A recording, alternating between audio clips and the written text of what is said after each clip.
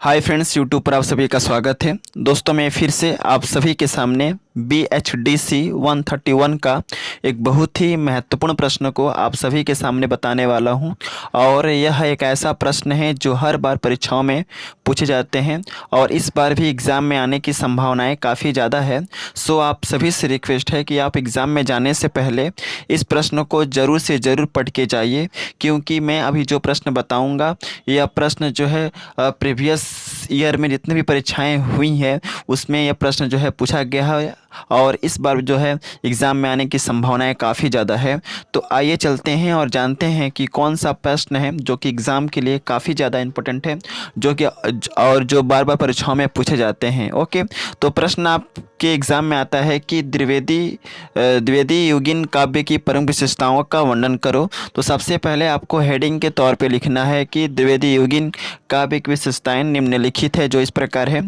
मैं यहाँ पर एक चीज़ आप सभी को क्लियर कर दूँ, मैं जिस तरह से PDF में आंसर प्रोवाइड करता हूँ आप सभी के सामने, वैसे ही आपको आंसर शीट में लिख के आना है। क्योंकि अगर इस तरह के प्रश्न को आप हेडिंग के अंतर्गत नहीं लिखेंगे तो आप अच्छे स्कोर नहीं कर पाएंगे। ओके, सो मैं जैसा ही PDF में आप सभी को बताता हूँ वैसा ही आपको लिख के आना है।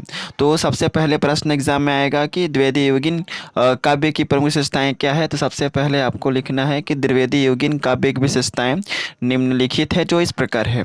सबसे पहला हेडिंग लिखेंगे देश प्रेम की भावना। ओके, इस हेडिंग के अंतर्गत आपको लिखना है कि देश प्रेम की भावना द्विवेदी युगीन काव्य की प्रमुख विशेषता है, क्योंकि इस काल में जितने भी कवि थे उन सभी कवियों ने अपनी रचनाओं में देश प्रेम की भावना को काफ़ी ज़्यादा महत्वपूर्ण स्थान दिया है। अतः हम कह सकते हैं कि देश प्रेम की भावना जो है द्विवेदी युगीन काव्य की प्रमुख विशेषता है।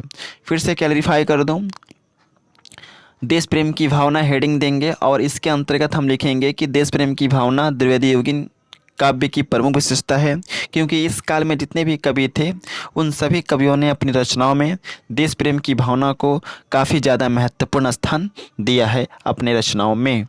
इसके बाद दूसरा नंबर पॉइंट है और लिखेंगे नैतिक मूल्यों पर बल। हेडिंग क्या देंगे? नैतिक मूल्यों पर बल। और इस हेडिंग के अंतर्गत आपको लिखना है कि द्विवेदी युग के काव्य की विशेषता यह है कि इस काल के कवियों ने अपनी रचनाओं के माध्यम से जीवन के नैतिक मूल्य पर बल दिया। यानी कि इस काल के जितने भी कवि थे उन सभी कवियों ने अपनी रचनाओं के माध्यम से, अपने काव्य के माध्यम से जीवन के नैतिक मूल्यों पर सबसे ज़्यादा बल दिया है। अतः हम कह सकते हैं कि नैतिक मूल्य पर बल जो है द्विवेदी युगीन साहित्य का या काव्य का सबसे प्रमुख विशेषता है। इसके बाद थर्ड नंबर पॉइंट है जो कि आपको हेडिंग के तौर पे लिखना है, वह है सामाजिक समस्याओं का चित्रण। इस हेडिंग के अंतर्गत हमें लिखना है कि द्विवेदी युग के काव्य की एक अन्य विशेषता यह है कि इस काल के कवियों ने अपनी रचनाओं के माध्यम से समाज में फैले हुए सामाजिक समस्याएं जैसे दहेज प्रथा, बाल विवाह और नारी के दयनीय स्थिति का वर्णन किया है। यानी कि इस काल के जितने भी कवि थे उन सभी कवियों ने सामाजिक समस्याएं जैसे दहेज प्रथा जैसी समस्याएं, बाल विवाह जैसी समस्याएं, नारी के तत्कालीन दयनीय स्थिति जैसी समस्याओं का जो है उन्होंने अपने रचनाओं के माध्यम से सांसारिक लोगों को क्या किया है, बताया है। इसके बाद है प्रकृति चित्रण। हेडिंग क्या देंगे? प्रकृति चित्रण। और इस हेडिंग के अंतर्गत हमें लिखना है कि द्विवेदी युग की दूसरी विशेषता यह है कि इस काल के कवियों ने अपने जीवन काल में जितने भी काव्य रचनाएं की उसमें प्रकृति का चित्रण बेखूबी दिखाई देता है। यानी कि इस काल के जितने भी कवि थे उन सभी कवियों का प्रकृति से काफ़ी ज़्यादा लगाव था और इसी लगाव के कारण जो है उन्होंने अपनी रचनाओं में प्रकृति का चित्रण किया है। ऐसे बना करके आपको एग्ज़ाम में लिखना है। इसके बाद है फिफ्थ नंबर पॉइंट जो है खड़ी बोली का प्रयोग। इस हेडिंग के अंतर्गत हम लिखेंगे कि द्विवेदी युग के काव्य की या साहित्य की विशेषता यह है कि इस काल के कवियों ने अपने जीवन में जितने भी काव्यों की रचना की, जितने भी ग्रंथों की रचना की, उन सभी काव्यों में खड़ी बोली का प्रयोग किया गया है। यानी कि इस काल के कवियों ने अपनी काव्यों की रचना करने में जिस भाषा का प्रयोग किया है वह भाषा सबसे ज़्यादा क्या था? खड़ी बोली। और खड़ी बोली जैसे भाषा का सहारा लेकर ही इस काल के कवियों ने अपनी रचनाओं में अपनी रचनाएं की। समझ गए ना? यानी कि इस काल के कवियों की रचनाओं में सबसे ज़्यादा खड़ी बोली का प्रयोग किया गया है। इसके बाद 6 नंबर पॉइंट है, वह है अंधविश्वास का विरोध। इस हेडिंग के अंतर्गत हमें लिखना है कि द्विवेदी युग के कवियों ने अपनी रचनाओं के माध्यम से समाज में फैले हुए अंधविश्वास को दूर करने का प्रयास किया है।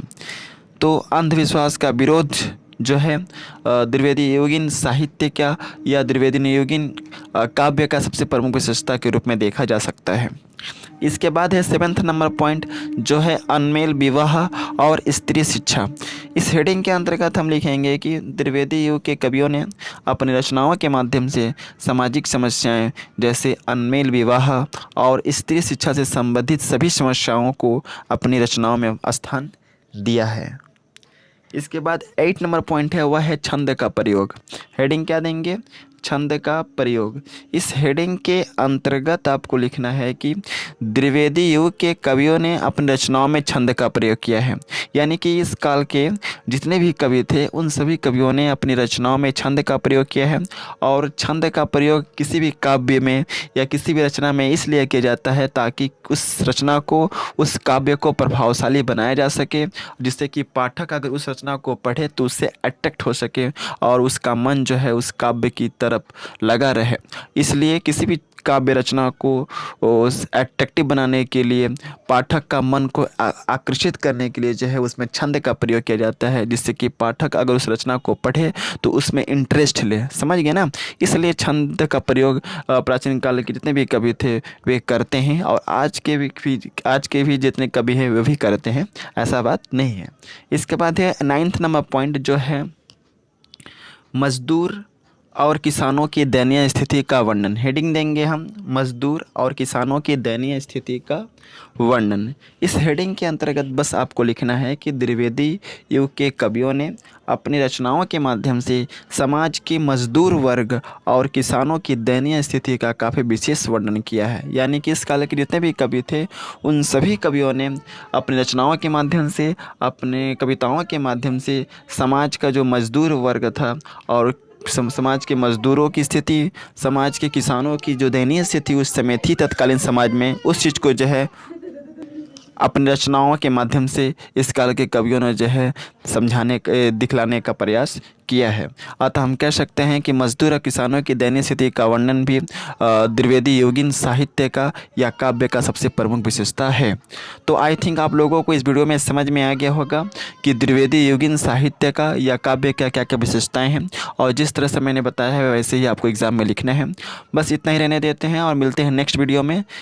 और जाते जाते मैं एक बात बता दूँ, अगर इसका PDF आप सभी को चाहिए तो आप मेरे टेलीग्राम चैनल से जुड़ सकते हैं, और जैसे ही आप टेलीग्राम चैनल पर आते हैं मैं इसका PDF आप सभी को प्रोवाइड कर दूंगा।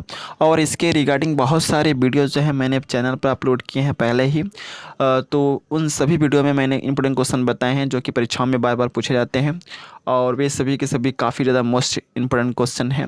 तो आप उस सभी वीडियो को देख लीजिए क्योंकि उसमें बताए गए सभी प्रश्न इंपॉर्टेंट है और परीक्षाओं में बार बार पूछे जाते हैं। So best of luck for all of you for exam and thanks for watching my video. जय हिंद, वंदे मातरम।